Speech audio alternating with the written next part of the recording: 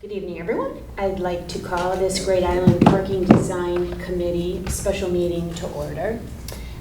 Thank you all for coming. And first item on the agenda is public comment. Do we have, please? Hi, am I good here? Where do you go Actually, there? if you'd come up here to one of these microphones and maybe you can just grab a seat at the table. I don't know if actually, probably it's the microphone. Sure. Would you like me to trip on it? Thank you. Don't do that. Alexa, I know second? you're pretty good at this. Be 3 minutes, name and address. I hope it only takes a minute and a half. Got it. Hi, Alexis, Suite 20 Beverly Place. As the town embarks upon the second phase of access planning for Great Island, I wanted just to share, for the record and for the benefit of those who may be watching or listening, a concern that I have about treating this specific design outlined in the RFP as a mandate. As I understand it, the RFP for this access project contemplates, in part, widening the northern causeway to accommodate two-way traffic, along with some form of a pedestrian element, while keeping the southern causeway pedestrian only. At the same time, the Great Island Master Plan, developed by Reed Hildebrand and accepted by the Board of Selectmen, identified a more limited one-way vehicular route as a viable alternative. For those who may be less familiar, not you guys, but maybe people listening, the Northern Causeway is the road from the traffic circle to the stables and is bounded by inland wetlands on one side and tidal wetlands on the other, and it's also subject to some conservation deed restrictions. Given these environmental and physical constraints, I think it's really important that some alternatives, including the one-way circulation loop advanced in the master plan, are given genuine consideration as part of this design process. There may even be a third or fourth way to accomplish the town's goals in terms of access. Given the sensitivity of this area, and importantly, consistent with Connecticut's coastal management policies, the design process needs to incorporate and include a transparent evaluation of alternative approaches, including a clear comparison of their environmental impacts and relative costs. In other words, the RFP should not automatically serve as the default path forward. Thank you for your consideration. Okay. Next item on the agenda is committee member introductions. And I think we did this briefly before, but I'm pretty excited to see a few of our GAC members, and I'm really excited to see our Board of Finance representative, Jenny Schwartz. Do you guys want to just introduce yourself to Jenny? Or did you already? Yeah, I think you did. We did. We shook did. hands. You're all set. Okay. I did. All right. John, do you have any comments? No, we need to do a committee, or we need to appoint some officers, and that's the next item on the agenda. So since we haven't done that, and so if you see the committee, and I'm the first one, I would like to nominate Monica as the chair. A second. All in favor? Monica, your meeting. Oh, sorry. Okay, well, thank you. So I would also like to suggest a vice chair and a secretary for this committee. I know it's small, there are only 5 of us, but this will be a pretty targeted project, and so I think the more hands we have helping out, the better. So with that, is there anybody that would like to be considered for vice chair? Dan? Perfect. Okay. Anybody else? Nope. Okay. May I have a motion to elect Dan Kolakowski as the vice chair? Mark moves. Jenny seconds. All in favor? Terrific. And then secretary. So secretary is not, I will still do the agenda, but the secretary, in this case, will be the person that is working with coordinating on the minutes. And there aren't a lot of things that we'll be voting on, but there are some parameters. So whoever should be interested in this, I'll help you get up to speed on what's involved there. Hey, John, are we going to be able to use Telesco again for? Yes, I don't see why not. Okay. They haven't set it up, but we will definitely do those guys. Okay. So, so then you would work with Telesco and review the minutes and then post them. And you can always run them by me, and you can always look at the videos, and I don't think it's a super onerous job, but I did do it for GIAC, and I would love to have somebody help out there. So, is anybody interested in doing that? Oh, perfect, Jeff. Do we have, would anybody like to nominate Jeff? Perfect, Dan. Okay, and Mark seconds. So, congratulations. All in favor? All in favor? Perfect. All right, thanks, Jeff. Thanks, Dan. Perfect. Okay. Next item on the agenda is an update on 23A, and we have Ed Gentile, who's Director of Public Works, on the phone. You still there, Ed? He's passing that off to me. Oh, he is? Yeah. Okay. But is he still? But Ed is on the Yes, phone. he's still here, but I thought it'd be simpler to have Tony do it in person, but I'm still here. Perfect. Okay. Okay, so the curbing is about 50% complete, and it will be finished by the 24th, the end of next week. The roadway is graded for paving. The driveway piers are about 3/4 complete. The wall veneers will start on Monday. That's on the left side as you're going up.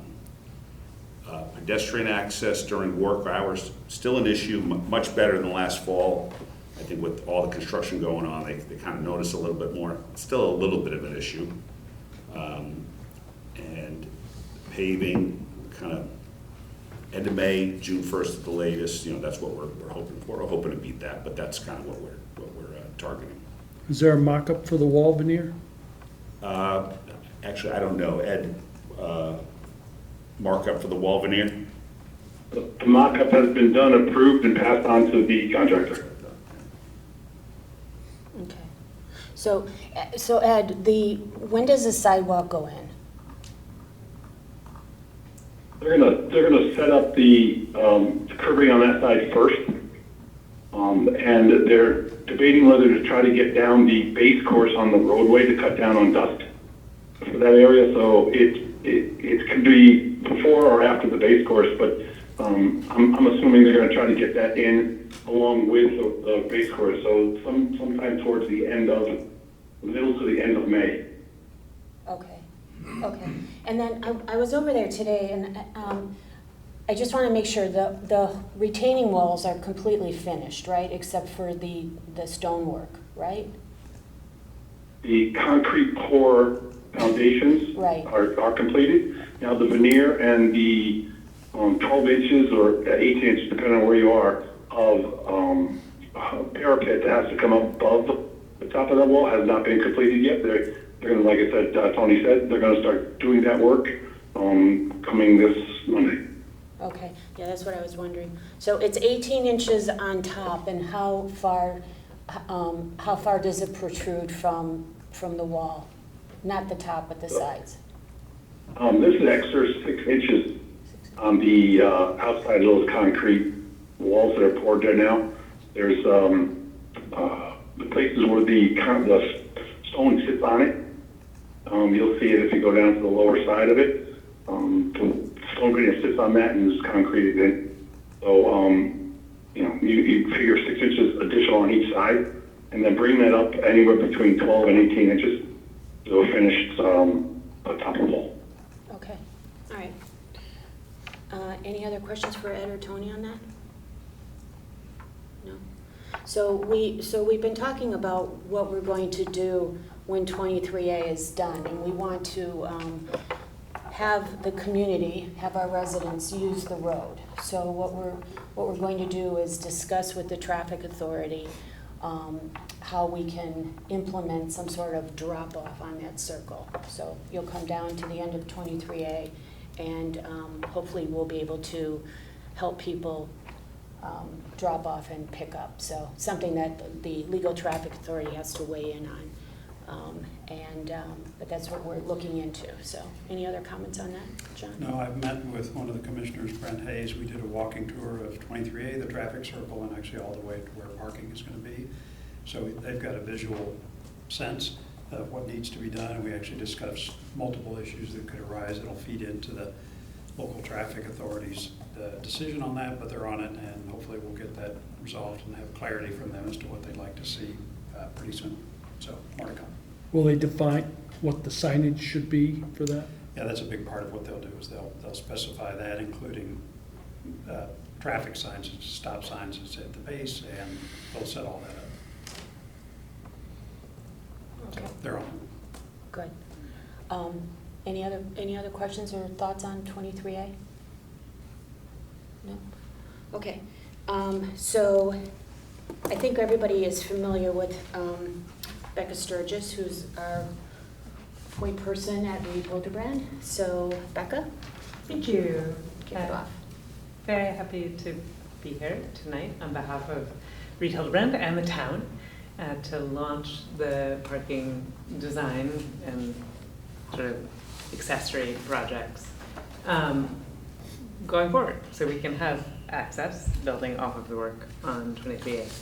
We're going to walk through the agenda, and I think at any time, if there are questions, I think let's have this be conversational, maybe based on the different categories of the agenda. So just in terms of the introduction and the project review, this project has been, I think, discussed quite a lot over the last year.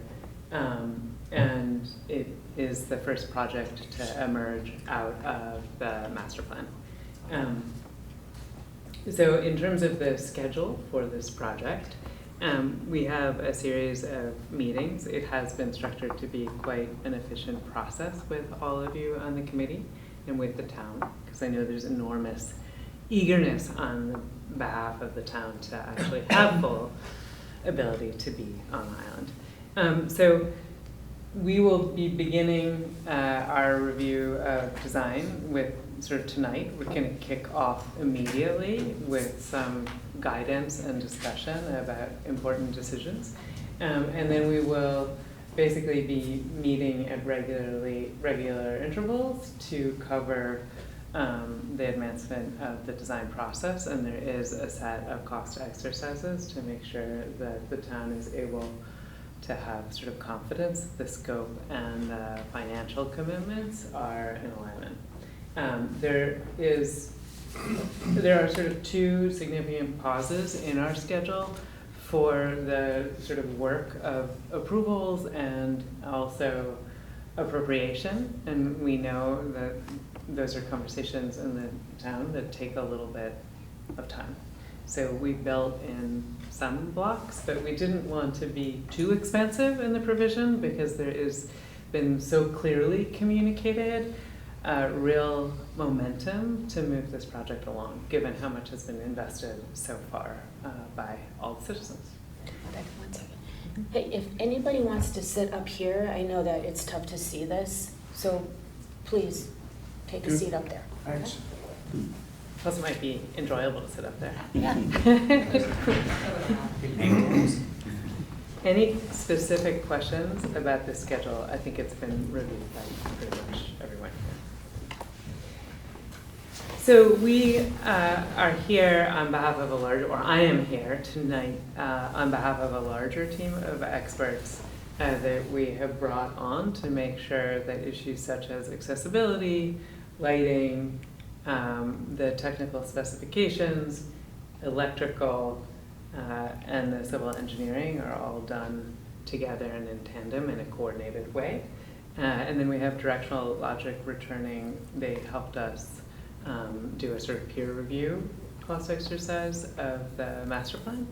And so we brought them on to help with the cost estimating for this exercise. The whole purpose of our work together is to build off of the investment of the master plan. And so this is that final plan that was voted on last summer.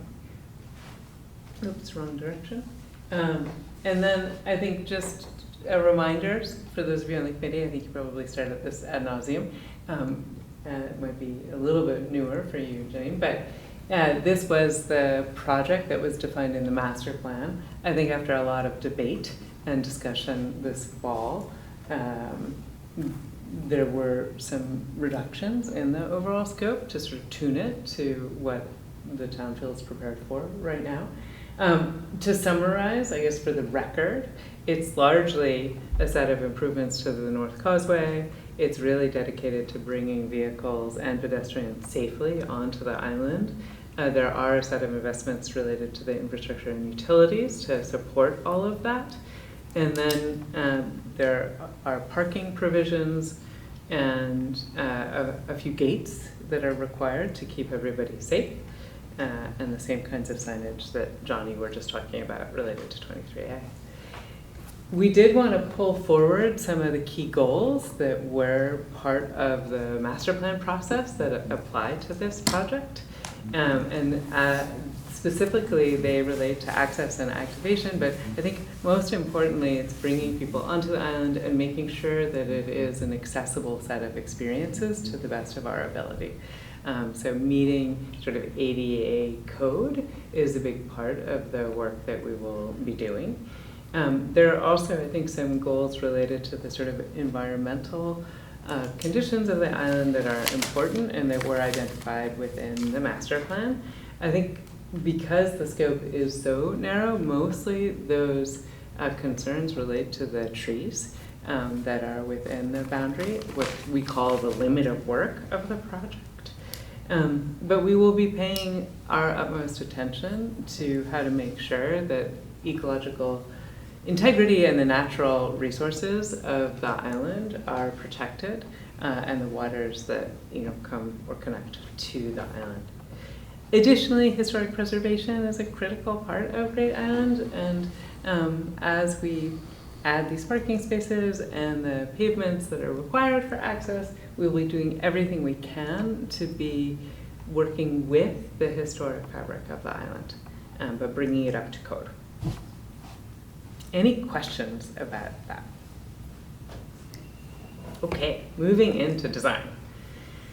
So I think as we shift into, in some ways, the sort of technical resolution of the plan that was part of the master plan, we need to return to some of these drawings that we had maybe rough drafts of before, but we now have a much more detailed survey. One of the things we have to pay very close attention to are the various slopes. And slopes are a very important part, what's called horizontal alignment on roads and paths, but also vertical alignment, sort of when you're going uphill versus downhill. And then a really critical part of making anything accessible. So there is a term here that probably most people aren't familiar with, which is like a lily pad of accessibility, but that is a term that is used often in natural lands where there's a lot of topographic variability, where it's not physically possible to connect one level area with another level area without doing an enormous amount of destruction to the land and meet code. And so what we're trying to demonstrate here is that through design, we have an ability to make an accessible condition as part of the North Causeway. And then we have an ability to make basically an accessible condition that's up high around the greenhouse and by the parking with 80 parking spaces. And then we have an ability to make an accessible area that is its own additional island of activity and experience down by the boathouse. In those three areas, we will be making accessible. If someone wants to travel from here to here and they're in a wheelchair, let's just say, they will need assistance. And that, I think, is sort of where we landed in terms of what is a practical set of provisions for this moment for the town. So we're not legally required to connect those pads? You are not. Okay. And we do have an accessibility consultant, but we are trying to make very coherent and sort of fulfilling experiences in each of these areas. And we will be making barrier-free connections, but we're not going to introduce a whole set of ramps and handrails to help people negotiate. And I think if it is a clear priority of the town to make accessible connections, we did study that and we know how to do it. It's just it's a much larger set of investments and changes to the land.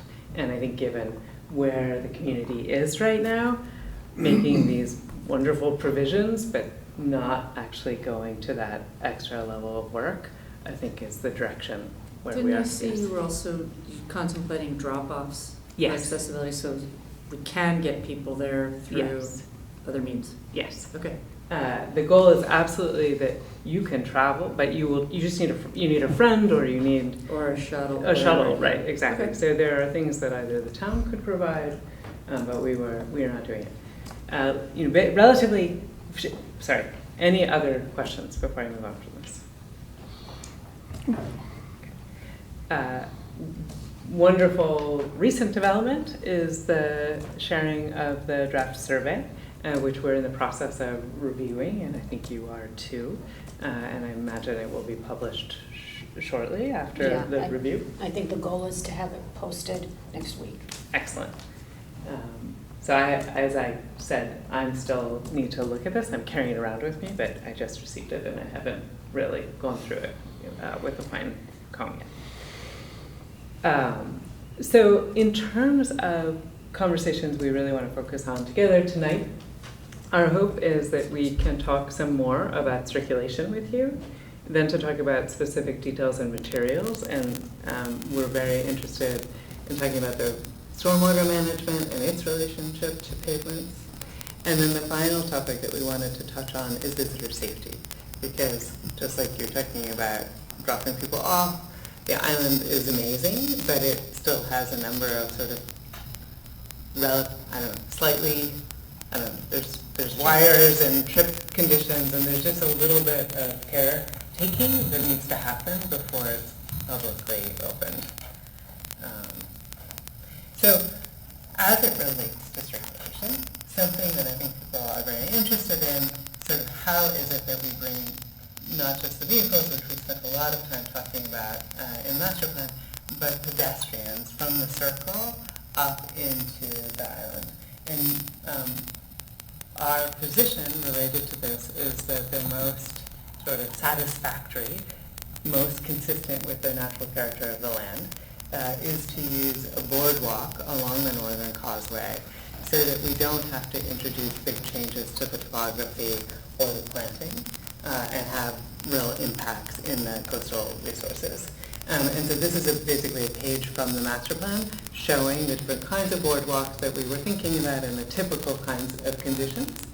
And then this is a plan with a sort of revised or customized, a hybrid basically of two of those details that we showed in the master plan, showing that basically we have a capacity to widen the road as necessary and required by our public safety officials, and making it two-way, having our lawn shoulder, and then basically within the property line to create a boardwalk which allows us to be very close to grade next to the trees, and not require any guardrail, but we do want a tow rail in case you are in a wheelchair and you're wanting to use the boardwalk. It's very important from a safety point of view to have that little edge detail, like a curb.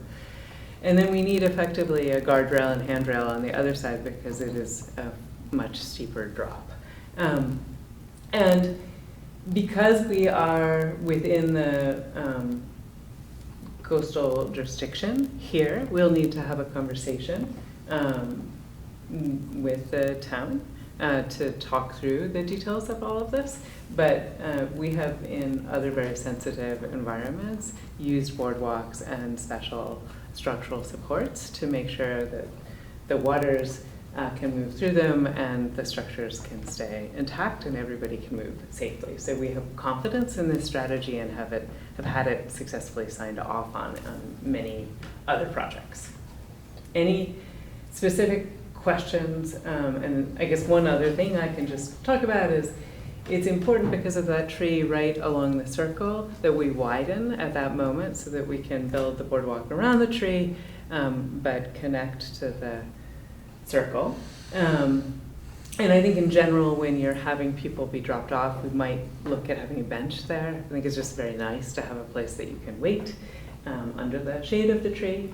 And then as you enter into the island, we are sort of widening out where the property expands to create another moment of pause, delight, rest, but also drop off and pick up. We were talking about, Jenny. I think it's also nice here because there are potential future projects. We're not going to talk about them now. There's no hurry. But should there be a future desire to add on, having a slightly larger dimension to connect into, not just to bring you back to the road, is nice for the future. So this is something that brings people into the island, creates a safe and delightful end stop to that first lily pad or moment of accessibility, and then also in some ways is a little bit future-proofing, so that it's an easy attachment should you ever add anything on. Any questions? That's what the paved primary path is, prospective future right-of-way. Yes. Do you have examples? You mentioned that you had examples of the boardwalk and other projects. Yes. Could you share with us, like, We can. things we can go look at and get a sense of what they are? Yeah, that's a Or pictures? we have a number of local samples. I think because of the accessibility requirements here, which are a little bit tighter, I know, I'm not remembering, I feel like Mark, you sent us a nice example, but I think it's a little bit too rustic for what, so we're gonna be focused on having very tight joints and using very non-toxic materials. But we can come up with a list. We have collected a lot When you of can. precedents. Sure, I Yeah. just get a Are you sense thinking of- composite? We are open to composite. I'm just, My preference, I feel like we had this conversation as part of the furniture selection for the master plan. Our recommendation in general is to go with probably wood, some combination of metal and wood for this.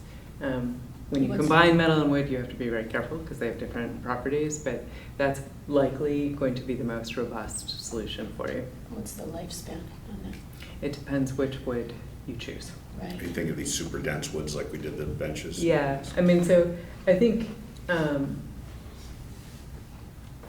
we don't actually have very much boardwalk, and so one of the things that we might look at is salvaged or repurposed wood, which can be nice. So there are a number of boardwalks that have been decommissioned from places like Coney Island, where they're selling the wood from those boardwalks, and it's still it's basically in great shape, and it's sort of fun to have a story like that. So we might consider options like that. We can look at composites. We can also, as I said, look at metal. So I think that's probably something we can put on our agenda for the next meeting. So Becca, we saved the trees, a lot of the wood from the trees on Yes. 23A. But I remember the gentleman that came and spoke with us, that wood is not suitable for this. That correct? wood is softwood. It's mostly from spruce trees, and it doesn't have the durability Right. to work for this purpose. I think if there is a way we can find to use it, we very much want to. He's still writing, asking, what are we going to do with the wood? And can you talk a little bit more about the moment of pause? What is that? Basically, it's just so this boardwalk is most likely going to be 4 feet wide inside width, so not terribly wide. That means it's sort of a one-person, or like a child just holding the hand, It's a or pull-out. very close friends. Like if you're really connected to someone, that's a comfortable distance. But it's So that's a pullout, basically. it's a pullout, Okay. yeah. So we have a pullout at the start and we have a pullout at the end. Is it wide enough? Like, did you look at, We walked it together You did? and we looked at making it wider, and we can look at that again. I think the challenge potentially of going much wider is that you'll be very close to the trunks of the trees, and then you start getting into how many years until the trunk is actually competing with the boardwalk. And I think our sense is that this is narrow. It's an amazing delight to come onto the island, to have people walk not side by side for a little distance. We think is okay. is there a sidewalk on the driveway? On Um, the paved drive or no? there is not a sidewalk on the paved drive, and I think Yeah, we this have. is all This is- designed this to is keep maybe- people off. This is maybe nature. a helpful illustration of the typical condition. It is, and you probably have this in your mind's eye, but it is very steep fall off on both sides. And we do need to add a little bit of fill to widen the drive to become compliant, but we really don't want to change grade. We really want to work with the existing conditions as much as possible. So In these drawings, we are showing it at a 6-foot width, but as you can see, it's on the property line, and that is not really within construction tolerances.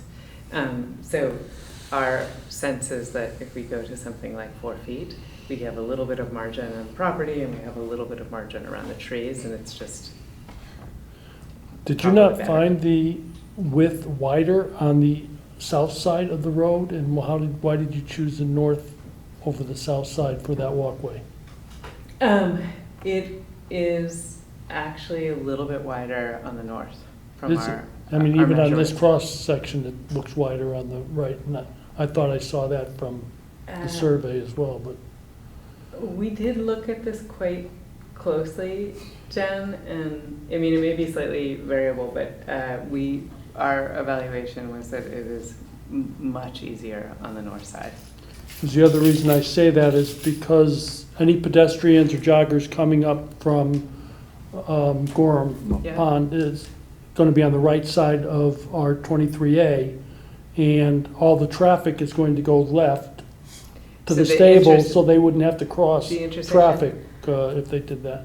I'm happy for us to revisit it again, but I know that when we did look at this closely, we came up with a very strong recommendation, and I know I personally felt very clearly about this.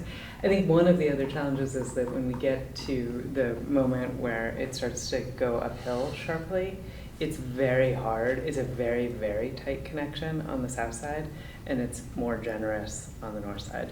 So it's not just how we connect here at the roundabout, it's also as you go further in that this is a better alignment. And have you thought about the roundabout? Is it going to stay in that configuration? Is that your recommendation, it stays in that configuration for getting the traffic onto, That you know, is 20 such a juicy question. I feel like you might be trapping me. I do have thoughts about that.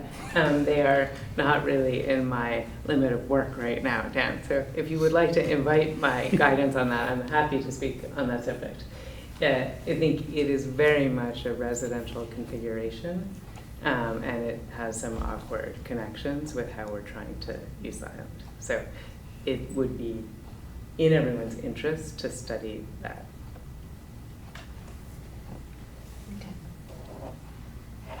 Any other questions about this drawing?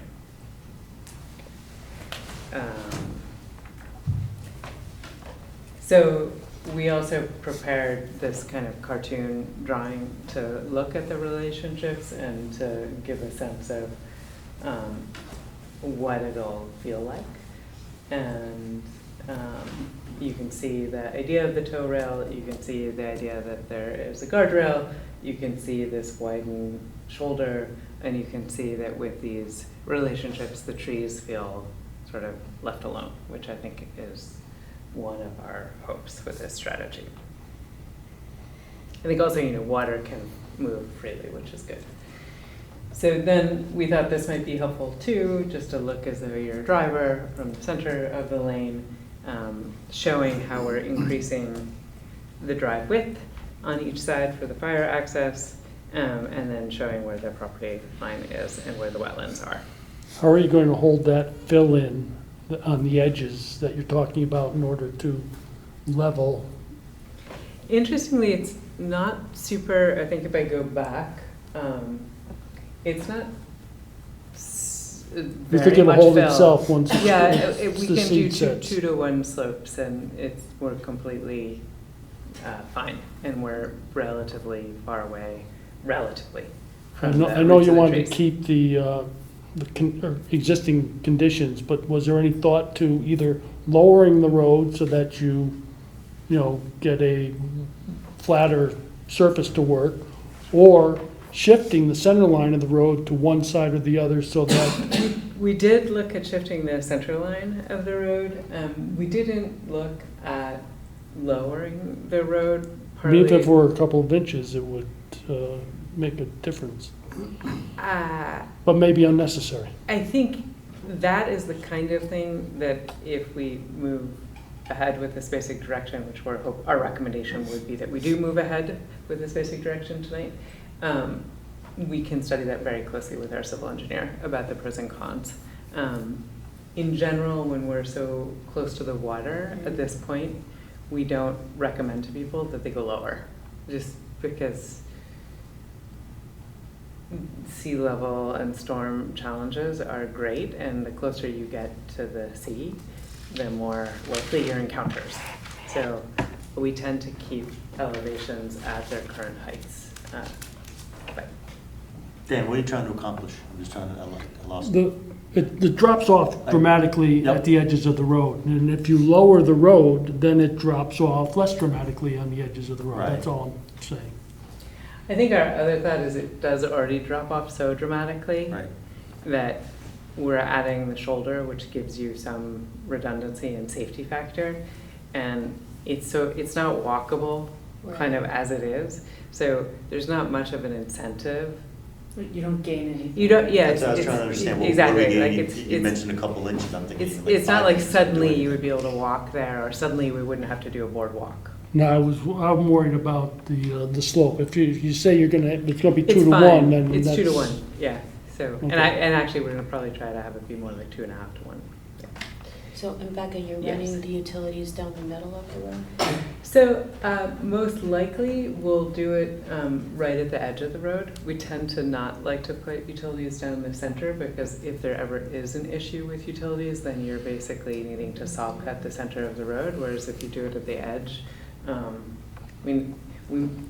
if we can, and I'm guessing this is what we'll do it in one of the shoulders, or we'll split it and do it in the 2 shoulders, because that way, should you ever need to get in, you're just digging through earth and you're not cutting into the road. But you got roots you gotta deal with. Well, but we don't really have roots that we're not already cutting where we're putting the shoulder in. Do you see what I'm saying? So I Already think there's clearing it. basically like, we are required to have this width of the road, we have to put the base in. we Well, how have to build deep's the shoulder. utility? Depends. Yeah, but it's a lot deeper than the base Yeah, of but the. you can cut like this, so we're boxing out for the roadway. These are great questions, Sam, but we're gonna box out, and then we'll basically push the utilities as far to the edge as possible. But I like how far ahead you are with the design questions. Seems like you're not quarreling with the basic idea. This was my design. I in know, my own I head. know. Okay, can I move along? Yes. Thank you. Okay, Hey, Becca, yes. maybe explain what you are looking for from us tonight. I'm really hoping that if what you see is agreeable, you give us recommendation to proceed with these directions, and then we can start getting into more detail. But if there are alternatives that you think are important that we study, I need that direction too. One Thanks, point Mike. on the boardwalk.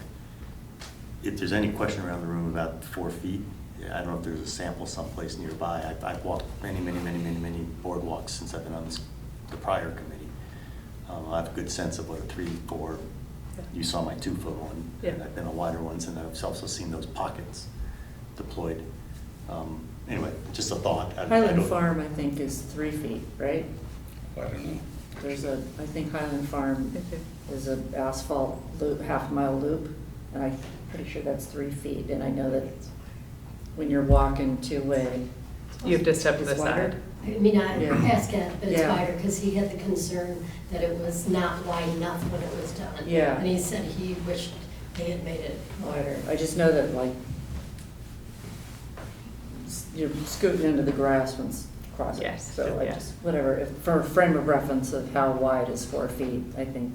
Yeah, where I was going with this is that path is a different intention and purpose. Correct. This is an access path, and so what I'm suggesting is if there is a comparable access type of thing, that and there's any questions, and elevated like this is gonna be, to check it out, because what I found is no, you wouldn't wanna do running laps on something that Right. narrow, or walking laps and things like that, but accessing an area, a short distance like this, I've seen deployed many times, and I just think, in the context of what it's being used for, it's worth experiencing it if you haven't.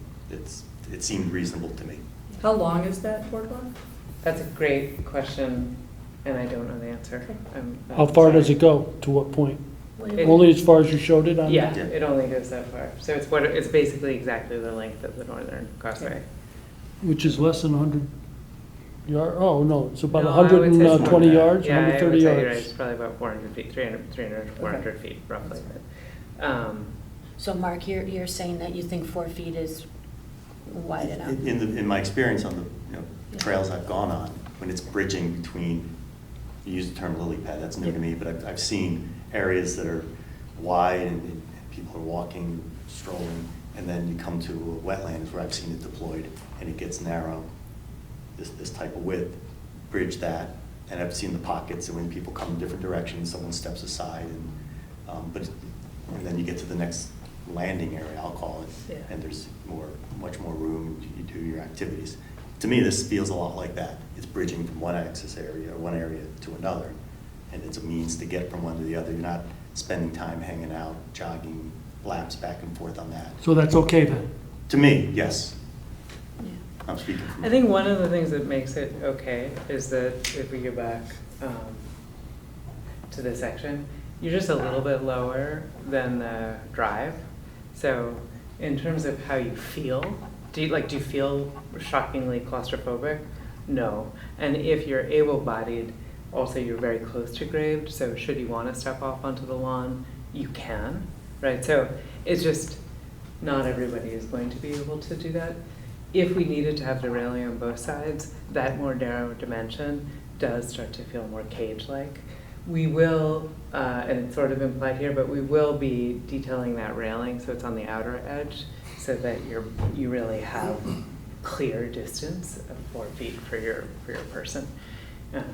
If as we study this in more detail, we feel that we can really do something closer to a 5-foot dimension, we will recommend that to you. And I think a little bit more room is nice. What's most important to us is to have a successful solution to provide access that meets the town's goals. And I would rather come tonight and say it's a little bit narrow, but we think we have confidence, and then come back and say, actually, we found another 6 inches, then tell you that it really needs to be 6 feet, and then come back in a month and say, now that we have the survey and we know more, it's got to be skinny. So we feel that this will be a very successful, we did go to the site, we staked it out, we measured it next to every single tree. This works. If we're able to enlarge it a little bit, we will seek to do that. Yeah, the only thing to consider, I think, with enlarging is at 4 feet, you're not going to have adults with a bike on this, right? Well, Well, I don't- bike should be on the road anyway. Exactly, that's Right. what I'm saying. So if you keep it at 4 feet, I think psychologically, adult cyclists will not be inclined to go on there. Whereas if it was 6 feet, I think people would want to bike on it. Monica, I would think adult cyclists use the road. I would think they'd be Right. prohibited. I don't want to go that far, but I don't understand why Yeah, cyclists would. yeah, no go bikes off the allowed paved on path. the boardwalk. Right. But if it was 4 feet, they wouldn't really want to go on it, I think. Can I ask a question? At this time, but in general, Not you usually. would. Can you get 2 wheelchairs going? not at this dimension. It's a great question, but not at this dimension. Which I think goes to the pull-off. And so I think the question of sort of, is it so, I think with the sight lines here, if there are 2 folks with wheelchairs, you would have to signal, otherwise you get into that reversing situation, which we have provision for at the 2 ends. And you're gonna have that with strollers, you're gonna have that for tricycles or whatever. Yeah. So, and I've seen that happen as well on those trails I've been on. Someone signals, someone stops. It worked. I want to be crystal clear, it worked in all the deployments I've seen. But it takes courtesy, it takes respect It of does. each other. But I think in some ways, right, there are part of successful projects are actually literally building into the ground good behavior. right? Like, there are all sorts of cues about how we're all supposed to treat each other that come with certain design moves, and that would be the hope here. You know, I think the other thing that I would say about the slightly narrower width is the road is narrow, the land is narrow. There's something very kind of elegant about actually letting the boardwalk be as minimal as possible.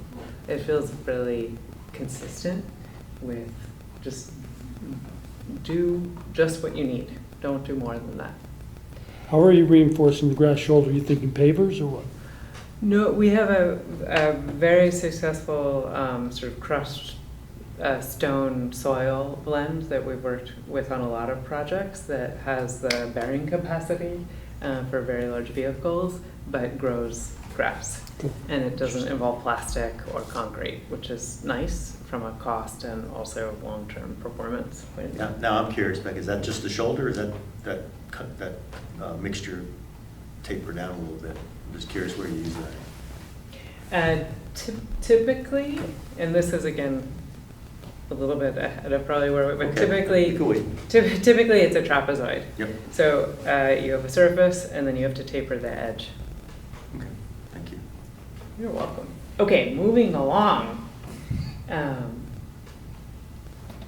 This is an exciting drawing because this is also a little bit developed from when we last spoke. And here in this drawing, we're showing at a zoomed out scale the overall circulation that we are proposing to meet the guidance that came out of the master plan. And so in this proposal, you can see there's a paved drive, basically where the existing paved drive is. It is a little bit wider, it is two-way. You can see the boardwalk that comes to the stopping place that we discussed. You can then see a sidewalk that continues on that side of the road, the north side of the road. We have a crosswalk that brings you across at a place where the sightlines are good. And then that sidewalk continues to a moment where you can walk along the edge very close to the sort of, there's an existing kind of rustic path or old road. So we're making use of that sort of older roadbed for that blue path. At that same moment, almost, the drive turns in. It's very close to where the turnoff is right now, but it's a slight adjustment to get the grades and the radius to work. There is a little bit of manipulation of the ground there. And so then you turn off, you come up. We have another crosswalk as you level up onto the plinth, because we don't think it's so nice for people to have to walk between the cars and the woods. It's just not as nice as being on the inside of the greenhouse area. And we have one whole set of parking spaces there, relatively level. There's a gap for bikes, but also for where there's some nice trees to kind of come through. And then there's another set of parking bays or parking stalls. Then you move down, there's a loop. We have configured the parking spaces around the existing trees down there. We studied this much more closely. We almost wanted to bring a car in and test it, but Tony, I didn't want to do that without your permission. Basically, there's we think a pretty practical way to prevent too much queuing or complication with this logic. You can see the numbers of proposed spaces. We're imagining that we pave 45 permanent parking spaces, that we then add 39 temporary parking spaces. We can talk more about what the surfacing for those Can you explain what difference between permanent and temporary parking? It's the pavement. It's It's what we put on the ground. Okay. So, you know, if we wanted to be extremely minimal, we could have those temporary spaces be just reinforced lawn. So as an 90 in example. total. Yeah. Yeah. Is there the possibility to get additional temporary parking, let's say north of the loop there? 45 and 45. On the uphill or the, Down there in the Downhill? bottom, yeah. I mean. I mean, is it flat? It's still within the lily pad? It's relatively flat. I think. I'm not saying to do it now, I'm just wondering if in the future we decide for some reason we needed 20 more spots or something that, You probably could. There's an area, going here. It's hard to get out right, is the issue. understood. So, and then, if you were to remove trees here or here, for instance, you could have a few more. But I think I think that the general set of directions of a kind of consensus from the town, there's diversity of opinion, is as much as possible not to create too many parking Yeah, I'm spaces. looking for if experience 2 years or 5 years down the road tells us we need a couple more spots. I think and- if there's a real majority opinion that you need more spaces, the thing that you can do here is remove trees. Well, I think we also, when we were doing the master plan, we considered parking up by the stables too. So I think Yes. 100 spots now for what we're trying to do for this space makes sense, but I think if we're going to think longer term, there are other options. As we should think. Yeah. And the road, the two-way road ends there where the purple ends, which means it doesn't bring us to that stable entrance. That whole section, will be designed to be two-way. I think it's probably a question about signage and enforcement. We want to discourage people from driving in a two-way system because this is clearly one way as designed. Yeah, I mean, farther Yeah. east. So I think, I think someone could drive all of this way. No, and I think it needs to be for emergency vehicles. I'm talking about the end of the purple, not continuing to the stable entrance. Yeah, there, or, because we had talked about ADA parking it or something like that, and then that, to that This spot. is a wonderful project. It is not part of this project scope. Okay? No, but I think he's saying, Becca, just, why are you stopping? Well, because we need to have a gate here. This is, I think, where we basically decided to have the gate, and so Got it. I think I'm happy to look more. Sorry about that. I'm happy to look more carefully at the exact ending. I think we studied that pretty closely, and we did meet with different town officials out there to determine exactly where it should end from a safety point of view right now. And this was the agreed upon direction.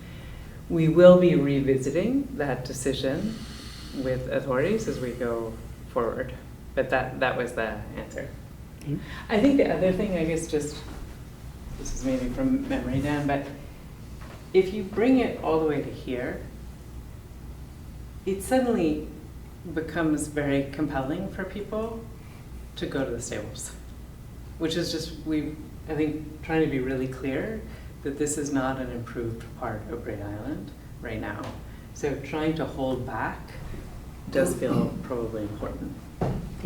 Otherwise, it's an attractive nuisance. Yes.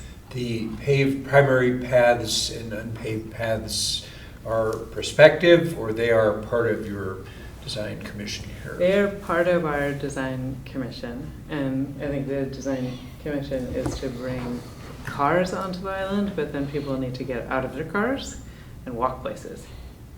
So that's the goal.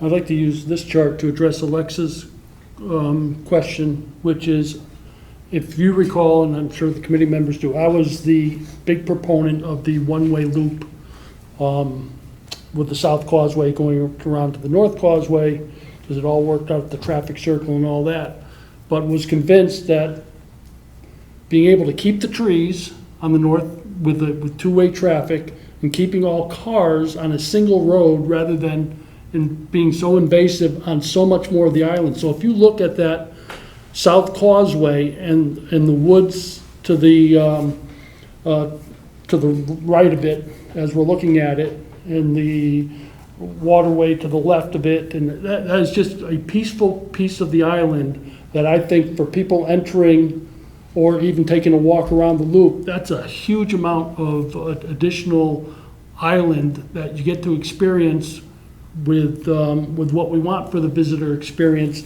not to put cars. If you put purple on that South Causeway all the way around to where all the rest of the purple is, you in essence destroy, I think, that entire part of the island. So I was convinced that I was wrong and this is the better solution. That's my opinion. Yeah, and the green pathway on the left there, that's That's just grass.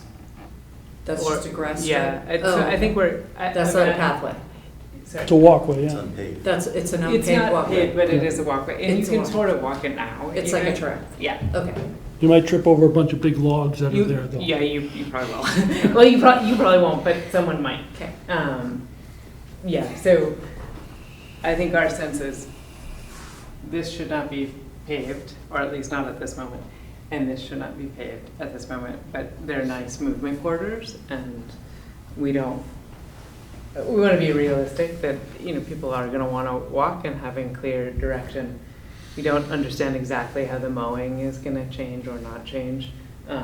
But right now, there are tall grasses in that area, and people seem to like the tall grasses, and so making sure that there's a mown path for people to move seems nice. Yeah, I think this, I think you addressed, that there were a lot of people in the community in general that were concerned about all of the paths. And so I think this does a nice job of providing walkways without laying down a lot of asphalt, so. Yeah, we're trying to have barrier-free and accessible movement, but not so much. Okay, I'll keep going. So just on the subject of what's accessible and how, this is a diagram looking at the surfacing and also the slopes. So in blue, you can see where the different walkways meet accessible or ADA code, and so you can move and be comfortable.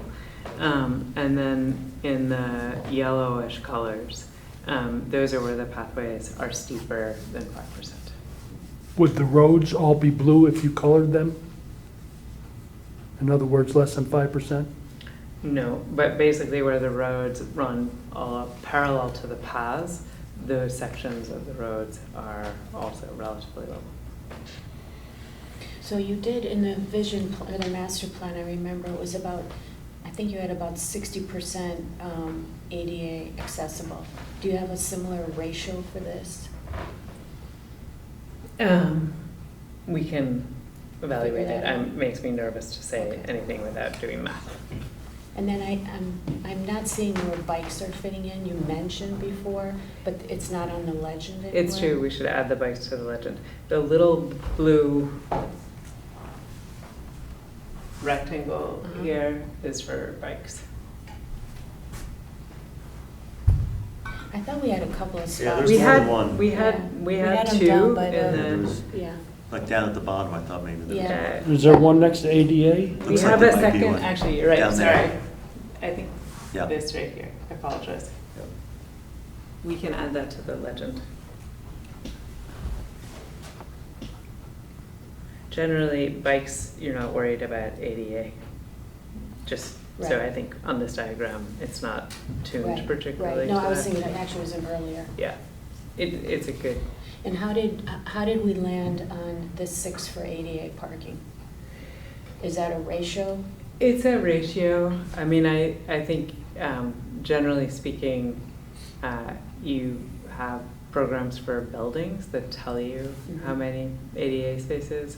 I think our sense here was that we don't know exactly, but it's pretty much the amount that you would have for this many parking spaces. It's actually significantly more than you would have for this many permanently paved.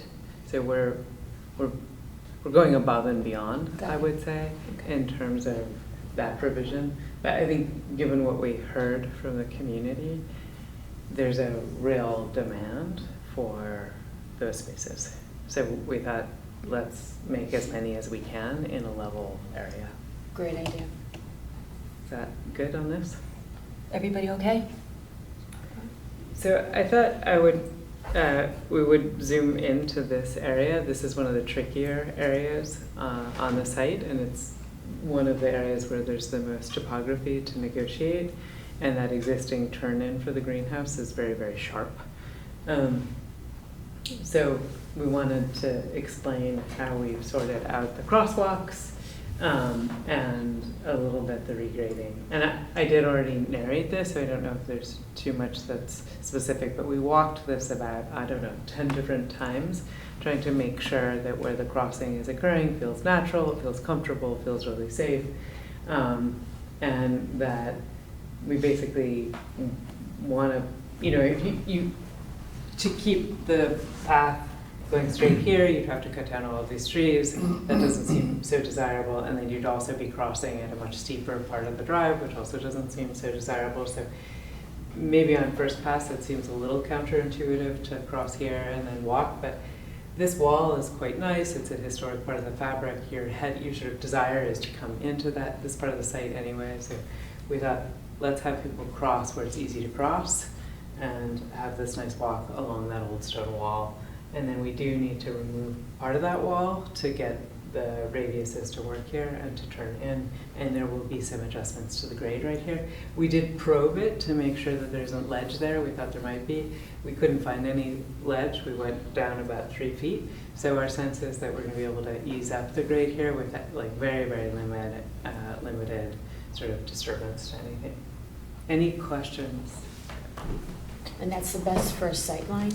It feels good. I mean, I welcome all of you to go and look at it, but you know, it's quite, there's a sort of level moment here. This is quite steep. There's a moment where it's relatively level right here and just feels a lot more comfortable to come across there. Any questions on that? Anyone? So, moving into materials and details. Great questions, everyone, now. Thank you. We wanted to share some ideas and some recommendations related to these subjects. In terms of stormwater management, basically, because we get so many I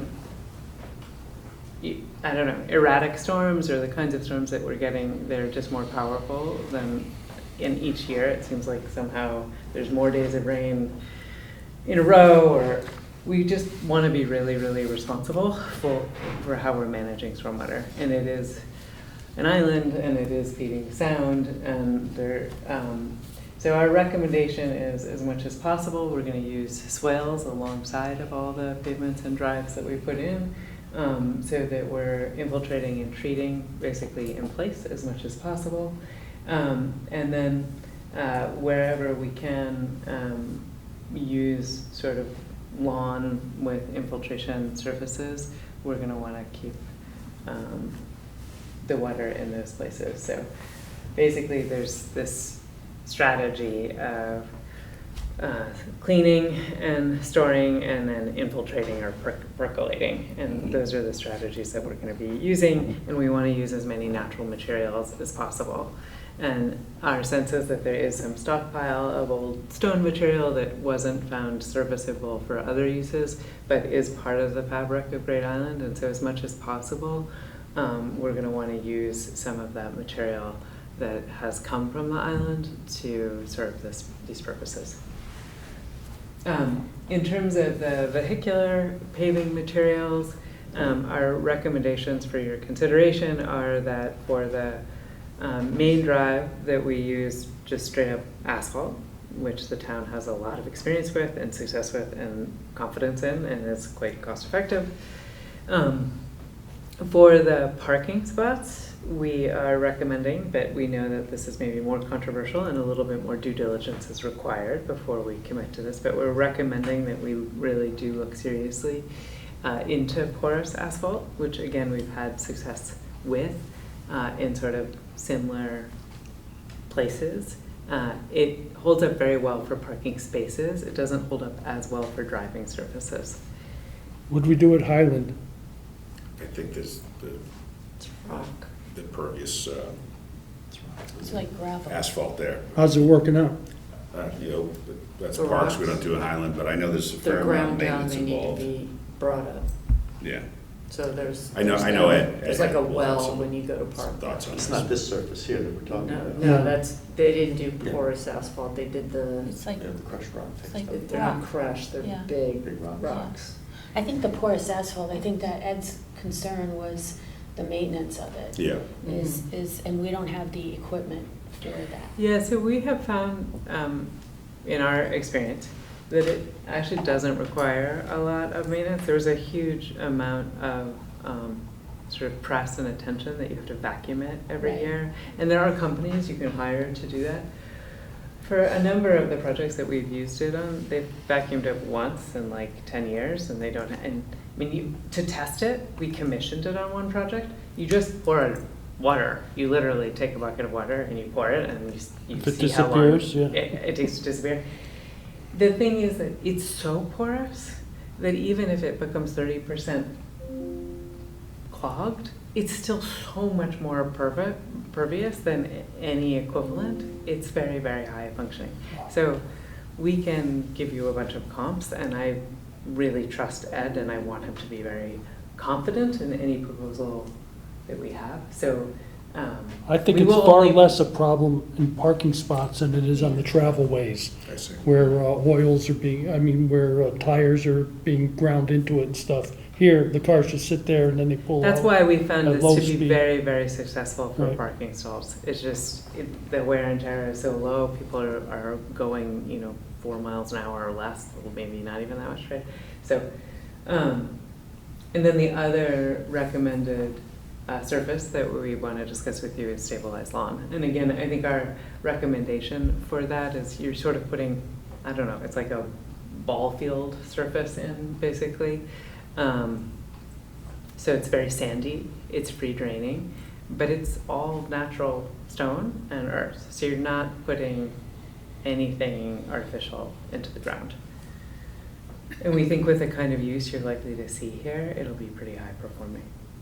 So going back to the porous, the other thing is, what kind of trees do we have there? And do we have a lot of trees that drop needles? And would that have an impact on clogging? We have not seen that to be a problem. Is there a big cost differential between porous? There and is a asphalt? cost differential, and I think that's one of the things, To so look at. for instance, you have less cost for stormwater. I mean, it's one of these things where you don't have to make as many provisions outside of your parking in terms of grading and disturbance and bioinfiltration, because it's doing that work for you.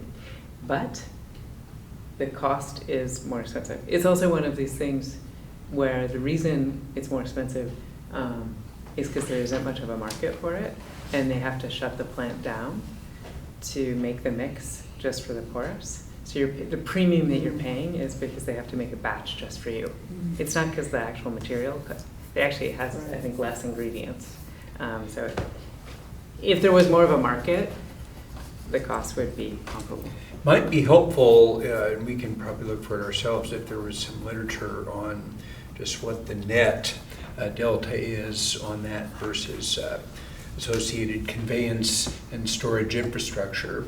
And also, I'm assuming that the soil situation in those areas is prepared to receive water that Yeah, so I think we have to make sure that we have the perk rates that are necessary to have confidence in it. And I think these are some of the things that we Right. actually need to study a little bit more. Yeah. But the I- quantities are very low for the number of parking spots we have for this. Cor- This is a one-shot, one-day mix Correct, effort. correct. I think as part of the cost exercise, it is not hard for us to run those calculations. Dan, let me ask this, and maybe a ridiculous question. If it's a small batch, do you just wait until someone else is ordered to pour us That would be a asphalt? discussion if I were negotiating with the plant, You know, and Ed next and- plant. Ed and Tony are masters of finding opportunities like that. Yeah, because we're not, And we have a whiteboard ADA, at a time. is porous asphalt, is porous parking ADA compliant? It is. From an experiential point of view, the only difference is it's slightly rougher. Yeah, I just didn't know if you would maybe do some asphalt and the more porous, I don't know if there's a Do you have to do all or none? You don't have to do all or none. I think by the time you're doing it, you sort of want to get as much value. So Sure. you sort of want to use your full mix. Well, yeah, would I'm be just the- thinking in terms of the ADA versus that much of the budget, but. Right. These are great questions. Yeah, you know, can we talk a little bit about the temporary, or the overflow versus the permanent? Sure. Like, we talked about the ratio, what do we have, like, we have 39 and 45? Go back. Yes. Yeah. Is there any reason that we wouldn't just make them all permanent?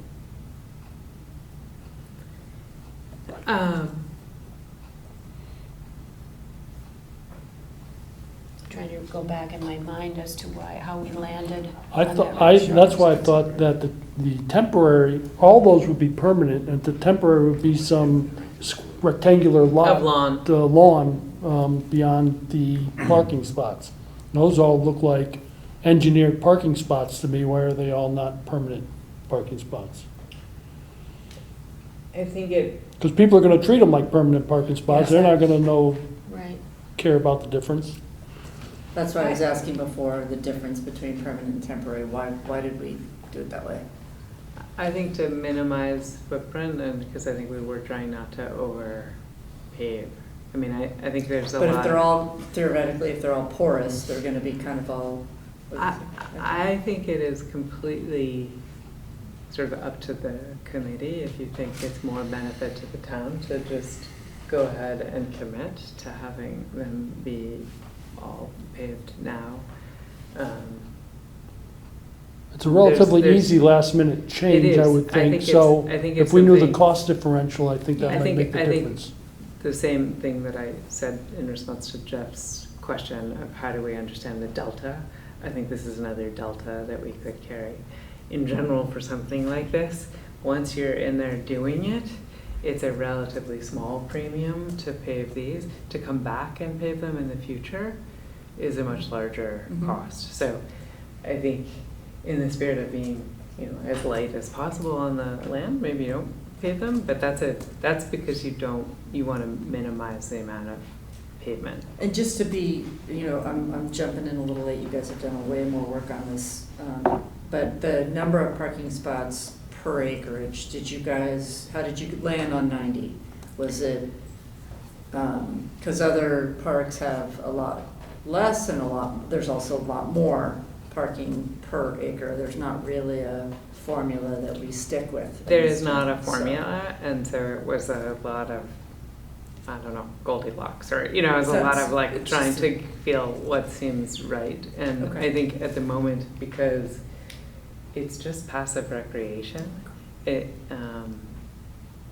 and you're not actually a very large town, Right. and you're not opening this up to the entire world, it just seemed like Right size. this feels like the character of Great Island is preserved and protected, and it's quite easy to get these in right now.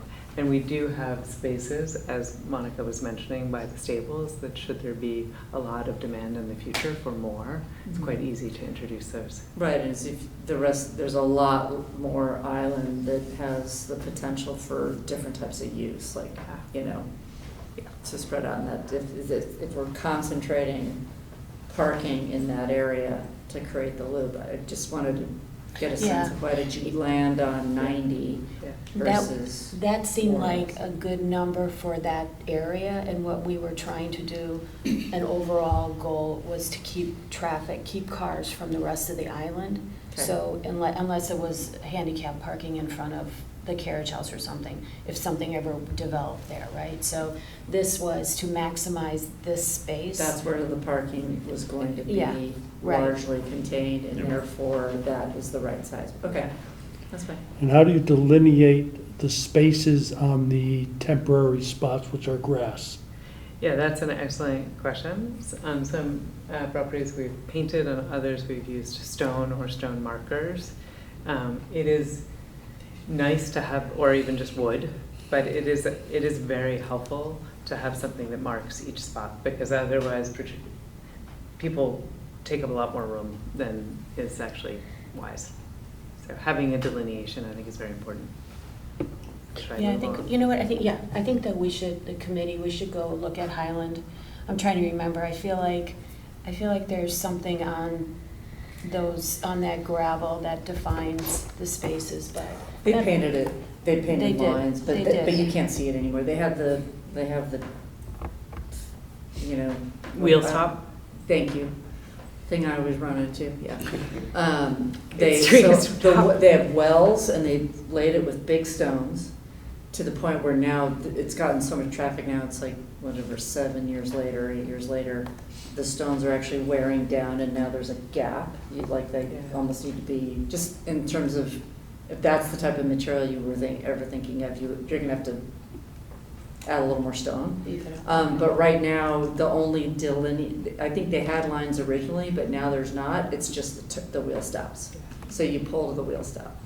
And then they have a couple of asphalt handicap, Right. and then that's it. There's 45 and 45, right? Roughly Yeah, so it's pretty good roughly 90. comparable. 92, there's 92, there's 48, 40, whatever, 41, 40. It worked well. Yeah, it and works I think well. it's for 17 acres, I think, so. Okay. I just think in general, a price comparison on if they're all permanent versus, Yeah. I know we had talked at one point about having a gate or something, keeping and only opening up the temporary if we needed it, but I can see us needing it, so the gate thing doesn't seem like a good idea. I think it's better to not have the gate if you can help it. Okay, so, I think this is where we were.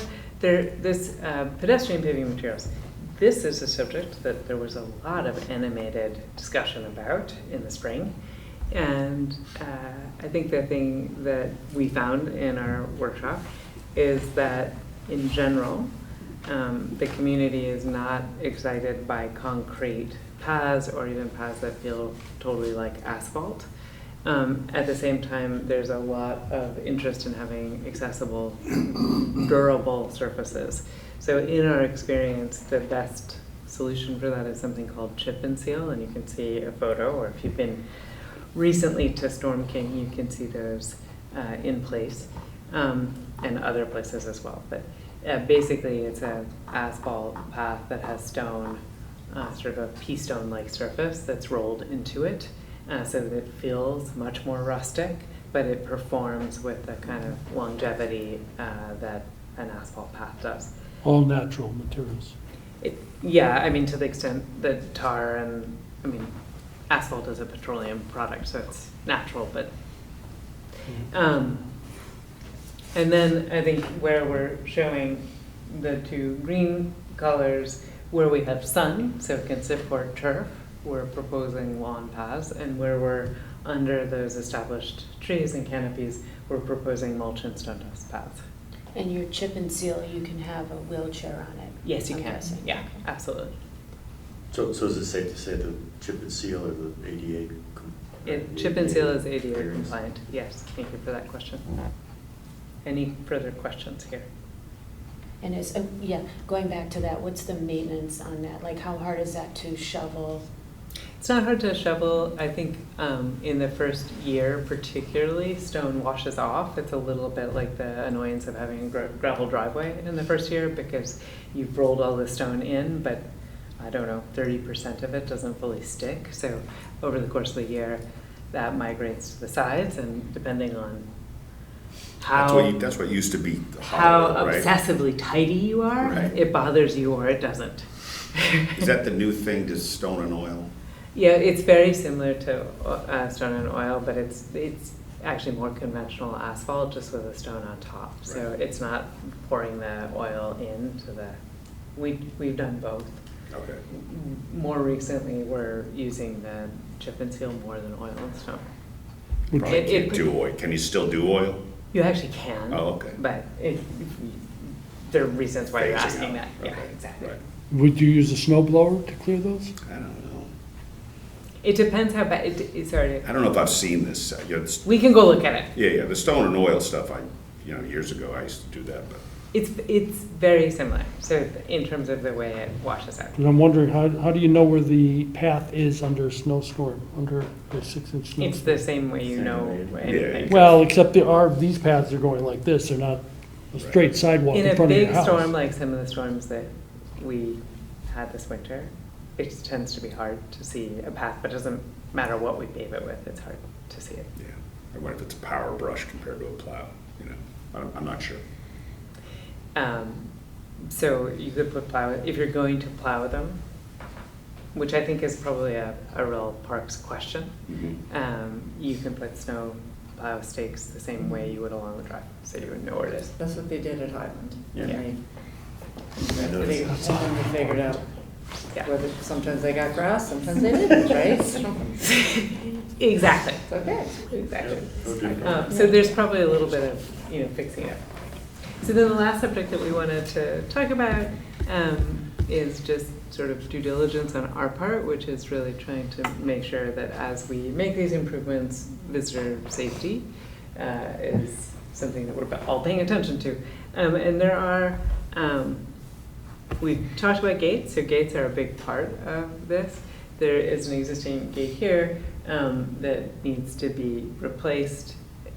I'm sure you're familiar with it, Tony, but it has some pretty spiky things on it right now. Where's this gate back? I'm sorry. This gate here is right here. Okay. So it's adjacent to your neighbor's property. Probably something that should be discussed actually with the neighbor when it's replaced. But we have to bring these conditions so that should children or anyone sort of touch them, they're safe. So there's a need to basically make sure that people understand where they can move and where they can't move. That's part of safety. It's also important that the sort of appurtenances, the equipment, is up to code and that it isn't rusty and doesn't have sharp angles or dangerous conditions. So Becca, that gate's part of an existing fence or wall? Is that? Yeah, Okay. it's connecting. Yeah, you don't really that- notice it. Yeah. I think I know where it is. I'm just wondering why we're singling It's it right out. up It needs at- to be repaired. We're Yeah. singling it out because it is not explicitly called out in the scope document. Yep. But it would be irresponsible not to address it. So that's why I'm calling it to your attention. Got it. Thank you. So Becca, on this, you Yeah. have the gate over by the stables, Yes. but I can foresee we will want two gates at the circle, one on the north and one on the south, once we finish 23A, right? There'll be a That makes period. sense. Yeah, there'll be a period of time where we won't want people to drive down onto the island, right? And so we're gonna need to stop them. So could we repurpose that gate over by the stables, move that up to the circle, and then when the time is right, move it back down? Just May do. not be wide.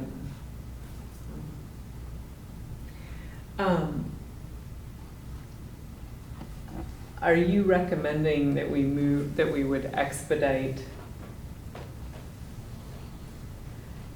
Sorry, I'm just trying to track. Well, you gotta bring power to the gates. I think that, I guess a question, there's a question in terms of timing, which is when would we procure the gate? Because it may be that you need the gate by the circle before these have gone out for bid. Yes, so I think that would be a priority Yeah. to work on, because we will need gates at both of those entrances. It's also possible, and I mean, it's a fairly discrete scope, the gate scope, so it's also possible that there's a sort of early package just for the gates. And that we buy all the gates at once and it's just done and they're outside the limit of work after they get installed and that is done. So I think we can talk about that. Yeah, we would need to go before the respective boards for the appropriation, but I don't think we want to wait on those two gates. I think we want to get that done and have that match up as close as possible to when 23A is open. Monica, you bringing this up to prevent traffic from going down? Yeah, because The people are, purple. people are gonna Right. come on to 23A, they're gonna drop off, and if we don't have some sort of barrier. Barriers. They're gonna keep. That's the word I was looking for, because these are permanent gates. You're looking to just prevent traffic from going down the Yeah. wall. So the South Causeway, we're going to keep that gate there. Right, there's The one there north- now. Just Yeah, keep- the North Causeway, when Need a barrier or this something. project is Yeah. done, we won't need it there, we'll need it on the other. So I just want to see if we can bump up that decision-making. But he's also saying in the short term, we could Short just term, do put we even need a gate barricades. or just a barrier? You could just Well, use. we have the resident, and just, you know. And Ed's mentioned, he wants a gate for, Yeah. Okay, there's a reason for a Yeah. gate versus a barrier. Just Yes. a blockade, Yeah, like, people- instead of just a, like a Yeah, police block, whatever. yeah, people will move the barrier. And understood. that's not a small discussion, because these are barriers that the fire department has to be able to get through That's right. quickly. So these are, whether these drop down into the ground, or whether they swing, Yeah, or we whether already, they, I mean, we did have a big conversation with the fire. what they decide. They're happy as long as they have the code or the device. Right. But they have, I guess, a whole set of properties in the town where they basically have the, I don't know, electric connection to open the gate. So these need power then. They need power, yes. And so That was if a you move that determination. gate up there, you'd have to put Yeah, power we specifically talked at to Ed that one about too. this, yeah. Yeah. I mean, There is power right there. I guess to sort of summarize, it does sound like a serious conversation about what happens with 23A and the connection to this project merits further attention. There's a little bit of a connector Including moment. that traffic circle, yeah. Yeah, where you started us this evening, yeah. Okay, other exciting conversations. There is a lot of wood fence on the island, and a lot of it is quite charming, and a lot of it is in rough shape. And so another sort of thing that is not called out with a huge amount of detail in the work that is described for us is how do we handle all these different fences. Some of them are in our line of movement related to the improvements to the drive and the pathways. And so we wanted to suggest to you as the committee a recommended strategy for the fencing. And that is basically to, for the most part, remove the wood fencing that is along the roadway because there is a considerable investment otherwise in bringing it up to code. Because I don't know, we didn't do an inventory of how many broken rails there are, but a lot of them are really not in good shape.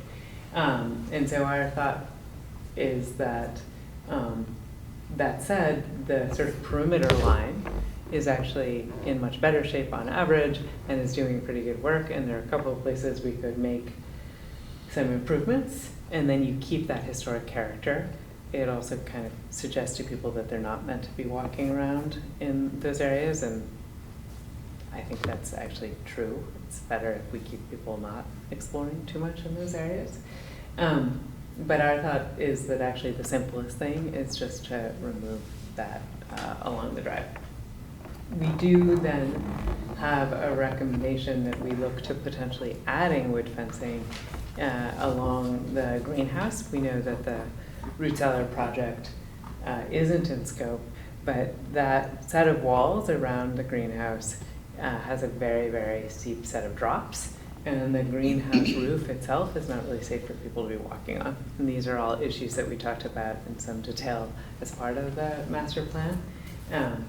But so our proposal here is to look at using a fence with a lot of shrubs to basically create a kind of thicket condition, evergreen condition, to keep people away from those steep drops.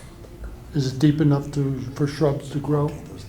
We think for the most part, we do think it is. I mean, again, this is the first time we're talking about this, so we haven't done a huge amount of work about it, but we thought we could show a drawing for you suggesting what that might look like. Well, I think one of the things for us to discuss as a committee is how much charm those paddocks add to the Yes. character of the island as opposed to taking the fences down, so. Well, and I think that's why we were sort of trying to suggest a little bit of a hybrid, which is that where they're intact and you can feel the sense of paddock, we keep them, but where they really merit restoration. I know that there are people even at the table who would love to have the horses be a continued part of the island, but for the moment they're not, and it seems, I think, a little counter where we are with the future of the island to suggest investing in paddocks when we don't have any animals that we're corralling. Well, I think on the fencing, a good thing to do would be to check with Tony and Ed to see what condition it is, because I don't think it would look very good if we fixed some of it up and we didn't fix the rest of it up. Well, So- we actually do that quite a bit. Like, we just replaced like 40, 50 rails. But it weathers quickly. Right. You know, that it blends in very quickly. Which is nice. Yeah, Yeah. yeah. So, I mean, and that's been ongoing, because the horses used to hit them, so it used to be you're replacing 20 a month. We just did a big, thing, because there were a lot down from the winter and the fall. Well, maybe it looks better than when I was there. We just did it maybe Okay. 3 weeks, a month ago, and it's really all intact now. There's no broken ones. Oh, well, so maybe we went and did our review before you did that. Yeah, probably because the guys did a great job. Tony, you're talking about the front fence along the road? Has been fixed? All the paddocks. Yeah, okay, Yeah. maybe revisit and I mean, kind of do what you did. The removing the fencing wasn't part of the scope, so I can see repairing it and for doing anything related to work for safety purposes. But I think if it wasn't on that front page of what we were considering, I think we should hold off on that myself. I do think on the gates and on the fencing up by the root cellar, that we should at least take a look at what the neighbor did. They did a big fence along that property. Yeah. And they have a gate. So I'm not saying we need to match it, but it should somehow. I'm sure, I'm not a designer, I'm sure you've already thought of that. So I think there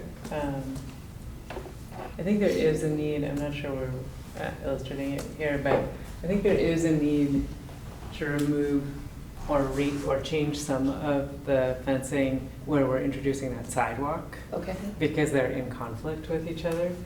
So I think sort of this section, we do need to remove to get the sidewalk to work. You could leave the other side. And we can look at that more. You're I think not it might. housing animals, though. I think it's gonna look silly.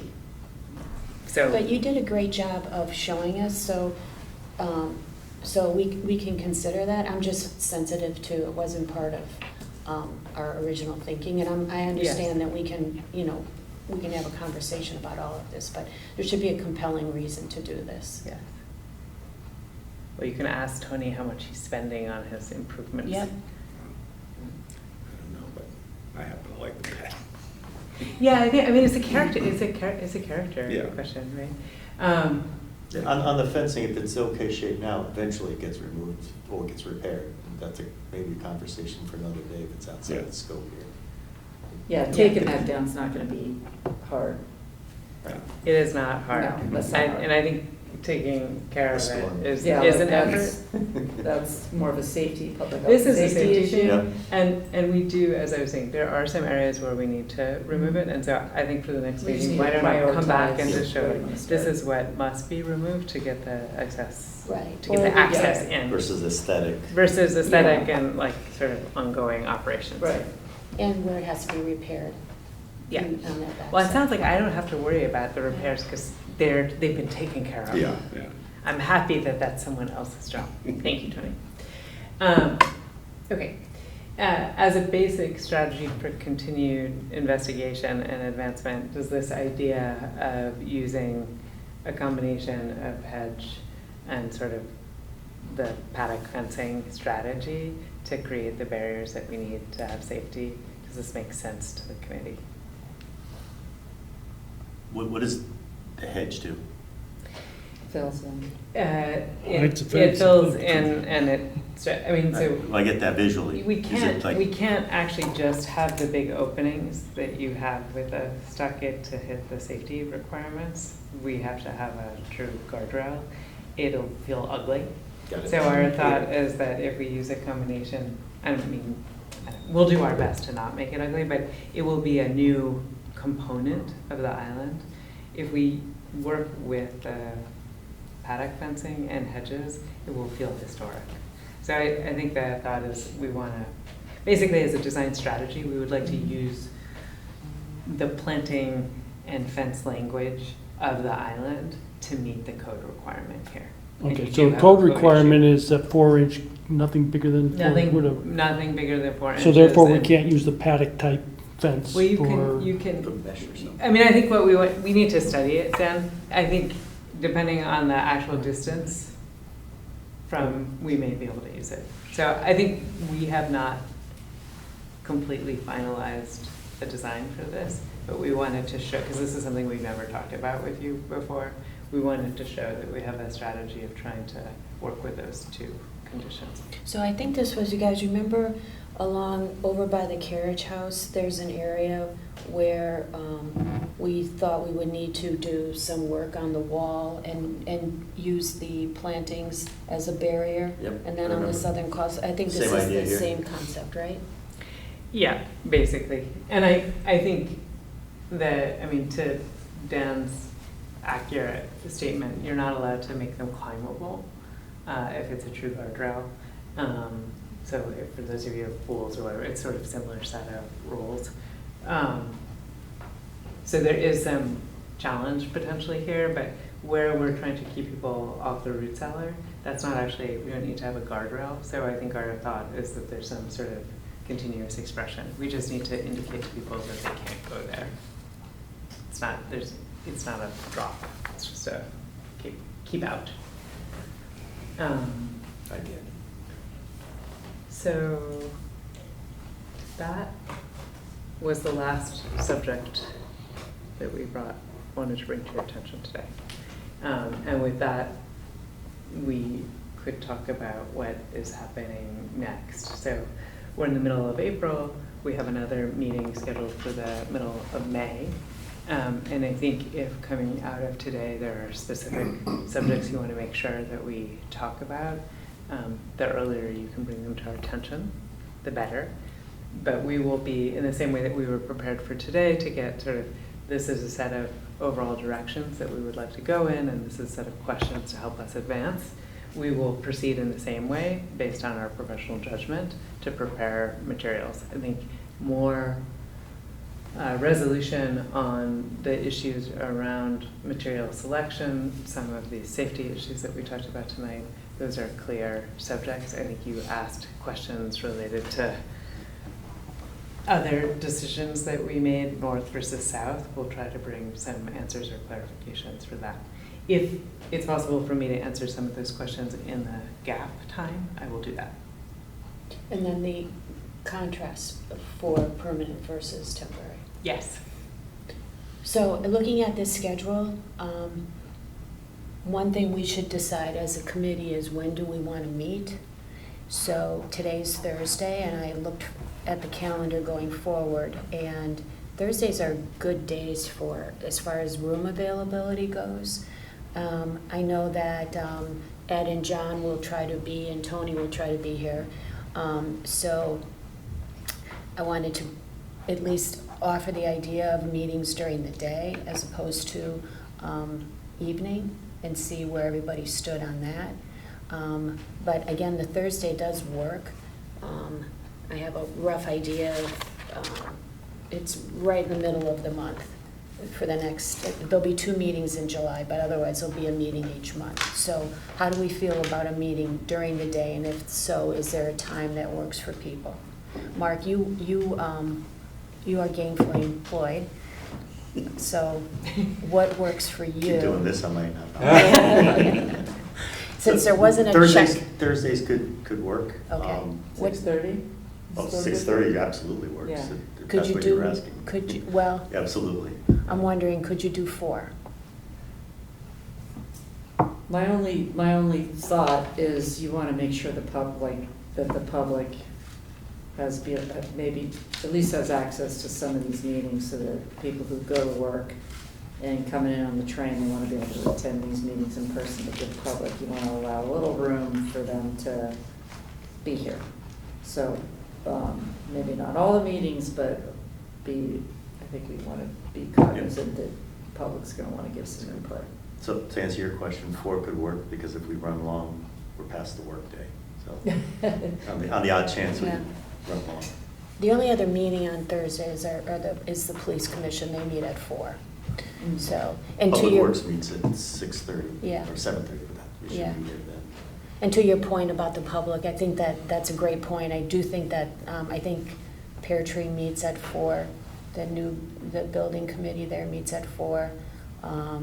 So it doesn't, I'm open to either. I think if we're gonna have a meeting that we would expect that the public wants to come, we should probably try to get an early evening meeting so people can come, but for general meetings that you think there might not be a lot to discuss, then I'm available. Thursdays are good for me. Yeah.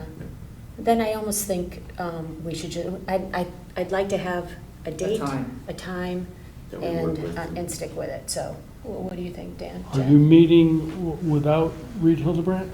Are you No. talking about those meetings, or are you talking No, about? these are all So we have meetings. 4 of them, Yeah. right? There are During this 5. period. 1, 2, 3, 4, 5, 4 more. Yeah. I don't see them on there, I only see 4, I see a total of 4 on there, right? The We have, 1, 2, 3, 4, 5. they're, We have today's meeting. Yeah, Yeah. 4 more. And then 3 more yellow lines, or gold lines, or whatever color. it is. Dots. through July. There's 4. There's 2 in July. Oh. 2 in July, Becca? Yeah. Over there. See Yeah. them in the end? Those little dots at the 3 little bottom, dots. those are meetings. So Monica, Okay. you're asking me, we're only talking about 5 meetings. Yeah. They're all Thursdays, Yeah. and if one or more of them happens to be day or evening. Yeah. Well, I'm fine. If you think we should do 6:30, I'm fine. I think Reed also, Reed, what's your preference? My team requested day if possible, They did. but I'm okay doing evening. Is 4 o'clock day? Yes. And I know. But it's okay. It's Yeah, once a month. We'll adjust. It's okay. only 5 Yeah. meetings. And, But I'll be candid, what I'm trying to avoid is a 2-3 hour meeting on a Thursday in the middle of the day. Me too. Yeah. I mean, I think actually if we can avoid 2 hours. those Yeah. in general, I'm but just being candid, it's, you know, we're gonna. Totally. We will accommodate whatever is best for the town. But you asked, my team requested okay. working hours if possible. The opposite of your. Yeah. You know what, let's think about this, you guys, and just contact me, each one of you, with your I'm good with preference. any of them, by the way. You are? Yeah. You are? If I know the dates, I'll block it. Okay. And Jenny, is there a time that you were thinking? I'm okay. 6:30 is good. I can do earlier if that's what everyone wants to do. I just thought I'd raise Yeah. that. Okay, well, let's say 6. Okay. Does that work, kind of a compromise with Absolutely. everybody? Absolutely. And that way Ed and Tony and John don't have to spend their whole evening Right. with us either also. So, okay, we'll say 6 o'clock. I'll send out the calendar, but it's basically, if you look at this, you'll see it's the week of, like the week of the 20th, or May 11th, the week of the 11th in May. I think it turns out it's like May 15th or something like that. But I'll send it out. June 15th. Yeah, let's just check all the dates before. Okay, I can 'cause tell also- you, it's May 14th, June 18th, July 16th, and July 30th. Have you confirmed these all with me? Yeah. Right. Have I? I don't think so. Let's just make sure. So provisionally, everyone. Yeah, please sure, work. sure, sure. That's If fine. I know that we also talked about some maybe being able to be Zoom. Yes, So and they the other possibility- definitely, and that we can definitely do Zoom. Yeah, so we'll discuss. We will finalize. Soon, yeah. Okay. All That's right, great. so it's Yeah. not finalized, but I will get back to you. It's provisional. Yes. It's a strategy. No problem. And is It's a everybody? direction. Aspirational. Yeah. Is everybody okay doing by Zoom? Yes, Yes? yeah. Yeah, okay, great. All right, any Becca, I comments? thought this was great. Thank you. Yeah, Thank you. really good. Agreed. Thank you. Did you need any direction from us before you spent the next month drawing stuff? Well, if you got want it. me to not do things, you should let me. Well, did we say, You So you're gonna check out parking? You have no, not. I know what you she's have- going to you do, not- but you do have not do we said need to to me, say, this is a we terrible like direction. what you've decided Yes. and move forward? Do we Yes. need to say that? I would love it if you But more could. importantly, don't like, because I think. Yeah, well, Yeah. Yeah, is there, yeah, let's definitely give the direction. So is there anything that you saw that you are opposed to? beyond what we've already discussed, no, I like the plan. Okay. No, I understand everything, why you chose what you did with the width of the boardwalk and the number of spaces and the materials you're contemplating using and the direction. I get all of it, and I would just, I'm thinking more about the permanent parking and depending upon the cost, and makes kind of sense to me anyway, so look at that. And as far as the fencing, I think it's good to know. I think you put a pin in it. I think we get the priority public health and safety things front and center, the gates front and center. That's the way I think I get the whole package.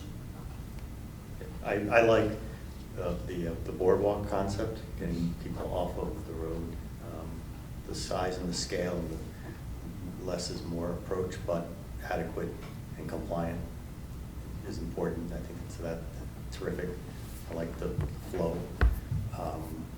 And on the parking, I really want to understand what's the advantage of parsing it all out, one material and then another material versus just pick one and go with it. But I'm open to understanding the pros and cons, including the drainage. I like everything, but I have one question. Just on the chance that someday in the far distant future, we elect to revisit the root cellar concept, there's nothing in this design that would preempt that downstream. There is nothing in this design that would preempt the root cellar project in the future. And as much as we are able, there's nothing in this design that would preempt any of the desired outcomes that were part of the master plan process. And with respect, we didn't really talk too much about proposed conduit, like the extent of how much conduit. But I'm assuming you are incorporating an estimate for laying conduit from Yes. as far as we're supposed to in terms of adequate access to conduit, given if something happens down the road for future development or future projects on the island. It's Correct. more than We are just doing it. electrical conduit. It's also- electrical, sewer, water, Yes. all Right. that, right? Yes. Yeah, okay. Exactly. If I could just add to that, though, the areas that we're disturbing related to the roadways, et cetera, we're not extending beyond those, or are we? We are not extending beyond this, but we Conduit's are going trying to there. put in all future provisions so that we're building out It's all stubbing. modular. And it's totally modular, Okay. exactly. Perfect. I'll just piggyback on what Jeff said, that I always approach things as one and done as much as possible. So that's why I want to repurpose the gate. So I hear where he's coming from on that, and I think that you did a really good job of keeping the flexibility for future things. Good. We have a lot of confidence in the future of the island, so we want to make sure that it's set up for success. Thank you. Dan, any further I'm comments? just curious what you guys discussed with the emergency people about the gates. Apparently you've had some discussion We about did, it, it was, and I I mean, don't. it was 9 or 10 months ago, right? It was quite a while ago, but we did talk to them about what they needed when we were talking about width and access, and we got, But we'll get to see what that is before a decision is made Yeah. to go forward, yeah. okay? yeah. And I really, really appreciate not having retaining walls on both sides of the roadway. Thank you. No, take you. Okay. Good evening, everyone. All right, can I have a motion to adjourn? So moved. Boy,